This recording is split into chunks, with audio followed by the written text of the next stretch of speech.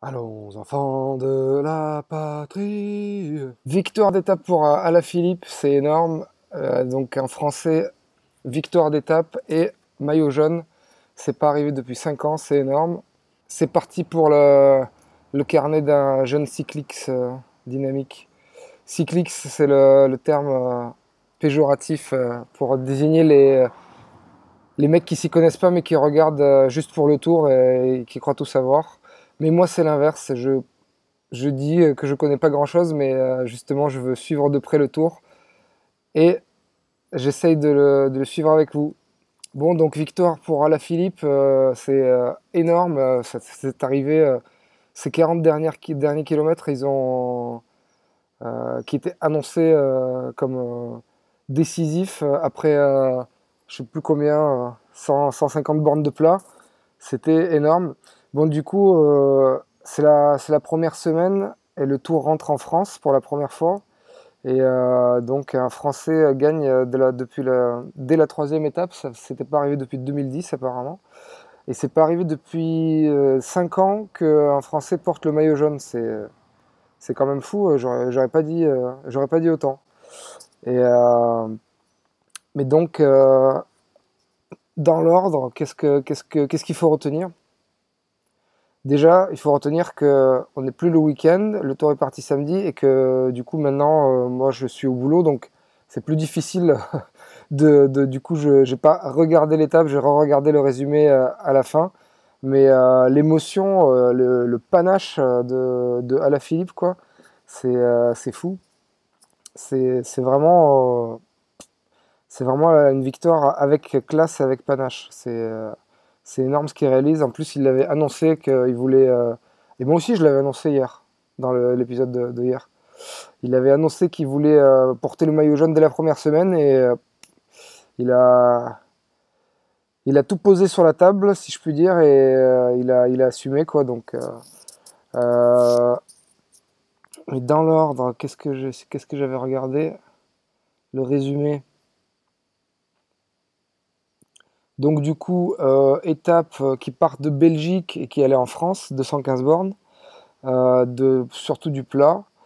Et le sprint intermédiaire, oui, les attaques sont parties assez tôt. Là, il n'y a pas les kilomètres. Sprint intermédiaire. Ah, donc je ne sais pas exactement quand est-ce que sont parties les attaques, mais l'échappée était composée de 4 Français et de un Belge, si je me souviens bien, Tim Wellens. Donc les Français, il y en avait deux qu'on avait déjà vu. Enfin, il y en avait deux, c'était leur premier tour. Rossetto qu'on avait déjà vu la première étape. Euh, et je sais plus lequel c'est l'autre c'était son premier tour. Et ils avaient pris pas mal d'avance, je crois, jusqu'à plus de 5 minutes. Et du coup, ils ont pris le sprint intermédiaire. Mais Sagan, en passant du coup juste après eux en tête a pris 9 points, donc ça lui permet de conforter son maillot vert. Euh, et du coup à 50 km de l'arrivée, Wellens attaque tout seul, il largue ses copains d'échappée pour attaquer. Et du coup à 40 km, c'est les côtes de l'arrivée qui commencent. Du coup, ouais, il attaque tout seul. Et Alaphilippe, à 17 km de l'arrivée, il attaque juste avant le sommet. Et il prend la bonification déjà. Et donc, il reprend Wellens, d'une des côtes. Et après, il lance l'échappée fantastique. Et enfin, c'était ouf à voir, quoi. Les commentateurs, ils voulaient pas y croire. Déjà, ils étaient là, bon, on n'est pas sûr que ça suffise. C'était assez fou. Il a creusé jusqu'à une quarantaine de secondes et il a tout donné dans les montées et dans les descentes. Et du coup, ouais, ils étaient à peu près sûrs pour la victoire d'étape que ça allait le faire. Mais le maillot jaune, c'était pas encore sûr. Et surtout cette arrivée qui était 900 mètres comme ça en côte, c'était assez fou. S'il fallait qu'il soit à fond jusqu'au bout. Et franchement, ouais, putain d'émotion, tu avais envie qu'il gagne, quoi. C'était assez fou en émotion, je trouve, c'est arrivé. Et donc, ouais, il arrive avec 26 secondes d'avance sur le peloton. Il gagne l'étape et après, on voyait au micro de France Télévisions, il réalisait en direct qu'il allait être maillot jaune et tout. C'était super émouvant pour lui.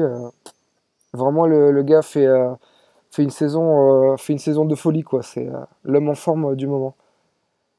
Il prend le jaune. Demain, ah oui, le jaune, ça me fait penser à Mike Tennyson, le pauvre, qu'il a porté un jour. Bon, il a profité et tout, mais il a été largué à l'arrière du peloton. Il a bien galéré à la fin.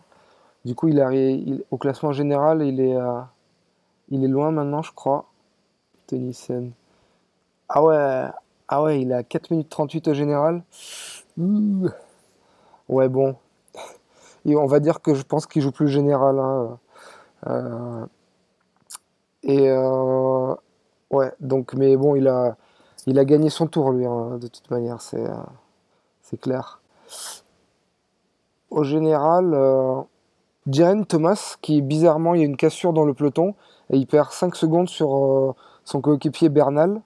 C'est Thomas et Bernal, c'était les deux un peu favoris de la team Ineos avant le départ.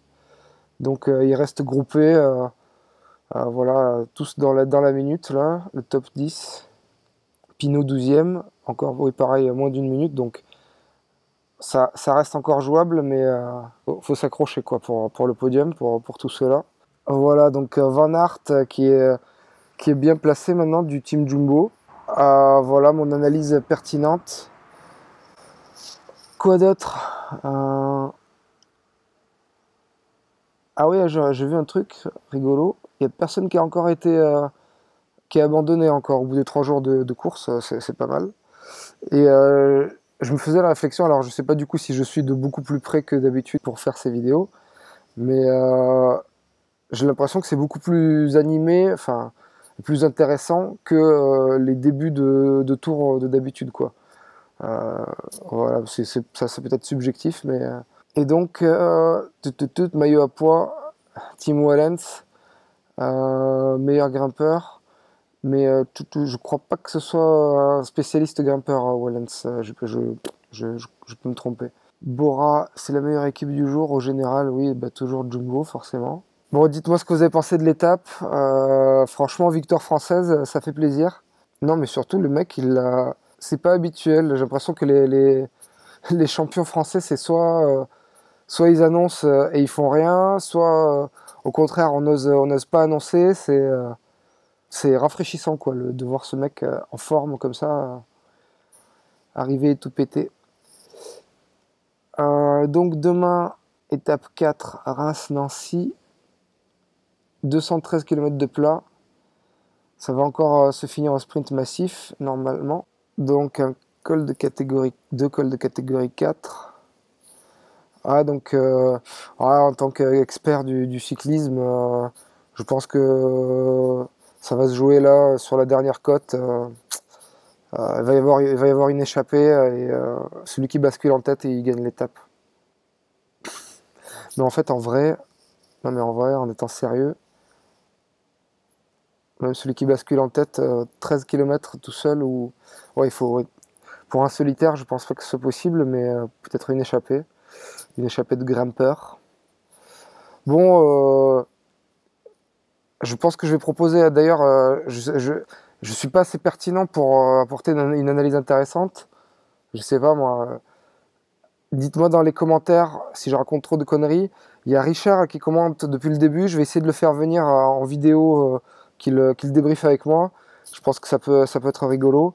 Et donc ouais, je cherche toujours des candidats. Hein, venez m'épauler dans ce débrief et étaler votre connaissance cyclistique à mes côtés et expliquez-moi tout ce que je loupe.